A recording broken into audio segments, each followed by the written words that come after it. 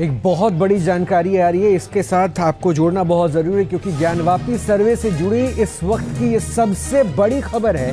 ज्ञानवापी की SI survey report की copy सभी पक्षों को सौंपी गई है। सबसे पहले सुनिए कि हिंदू पक्ष के वकील का क्या कुछ कहना है। Eastern half of the western chamber still exists, whereas the superstructure of the western half has been destroyed. This chamber was also connected with the north and south chambers through a corridor accessible from its north and south entrances respectively. Remains of this corridor in the northwest side came to light on removal of garbage and debris. The western wall of the existing structure is the remaining part of a pre-existing Hindu temple. ये बहुत महत्वपूर्ण finding है ASI की। ASI ने कहा है कि जो पश्चिमी दीवार है इस तथाकथित मस्जिद की, ये पार्ट है एक प्री एग्जिस्टिंग हिंदू मंदिर का। मतलब एएसआई ये कह रहा है कि जो पश्चिमी दीवार है, ये पश्चिमी दीवार एक हिंदू मंदिर का पार्ट है। दिस वॉल पश्चिमी दीवार this wall made of stones and decorated with horizontal mouldings is formed by remaining part of western chamber, western projections of the central chamber and western walls of the two chambers on its north and south. Central chamber attached to the wall exists unchanged, whereas modifications have been made to both the side chambers. All these chambers had an opening in the all four directions. Decorated arc entrance of central north and south chambers towards west have been blocked. तो ऐसा ही उसका प्रारूप बता रहा है कि कैसे कैसे यहाँ पे एक प्री एग्जिस्टिंग हिंदू मंदिर हुआ करता था। इसके बाद पिलर्स पे जो एएसआई की फाइंडिंग मैं वो बता रहा हूँ। The pillars and plasters used in the existing structure were studied systematically and scientifically for the enlargement of the mosque and constructing सहन parts of pre existing temple including pillars and pilasters were reused with little modifications. मतलब ASI ये कह रहा है कि जो इसमें खंबे लगे हुए हैं वो खंबे हिंदू मंदिर के थे और उसी को रीयूज किया गया।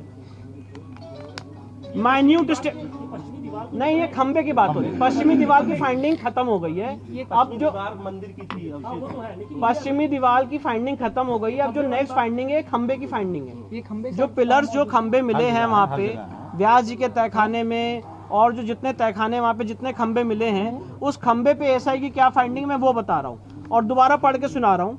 The pillars and pilasters used in the existing structure were studied systematically and scientifically for the enlargement of the mosque and constructing sahan parts of pre-existing temple including pillars and pilasters were reused with little modification. मतलब जो हिंदू मंदिर के खंबे थे उनको दोबारा इस्तेमाल किया गया कुछ मॉडिफिकेशन करके। minute study of pillars and pilasters in corridor suggest that they were originally part of pre-existing Hindu temple. For their reuse in the existing structure, Vyala figures carved on either side of lotus medallion were mutilated, and after removing the stone mass from the corners, that space was decorated with floral design. This observation is supported by two similar pilasters still existing on the north and southern wall of the western chamber in their original place. मतलब ऐसा ये कह रहा है कि उन pillars में जो क्राविंग्स थी उसको भी डिस्ट्रॉय किया गया है और उसी को एक हिंदू मंदिर के जो खंबे थे उसको दोबारा रीयूज किया गया है। अब इसके बाद आगे की फाइंडिंग पे आ रहे हैं।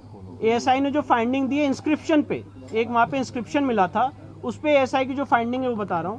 During this survey a number of inscriptions were noticed on the existing and pre existing structure. A total of 34 inscriptions were recorded during the present survey and 32 stampages were taken. These are in fact inscriptions on the stone of pre-existing Hindu temple which have been reused during the construction repair of the existing structure. मतलब ऐसा ये कह रहा है कि वहाँ पे जो इंस्क्रिप्शंस मिले हैं उसमें से 32 ऐसी जगहें हैं और टोटल 34 ऐसे इंस्क्रिप्शन हैं जो प्री एग्जिस्टिंग हिंदू टेम्पल के थे। They include inscriptions in the Devanagari, Grantha, Telugu and Kannada scripts. Reuse of earlier inscriptions in the structure suggests that the earlier structure were destroyed and their parts were reused in the construction repair of the existing structure. मतलब जो पहले हिंदू मंदिर था उसी के inscriptions को use करके इस्तेमाल करके ये तथाकथित मस्जिद बनाने का काम किया गया। कौन-कौन सा लैंग्वेज इसमें जो इंस्क्रिप्शंस मिले हैं ये देवनागरी, ग्रंथा, तेलुगु और कन्नड़ स्क्रिप्ट्स के मिले। 3 names of deities, Devanagari, Grantha, Telugu and Kannada.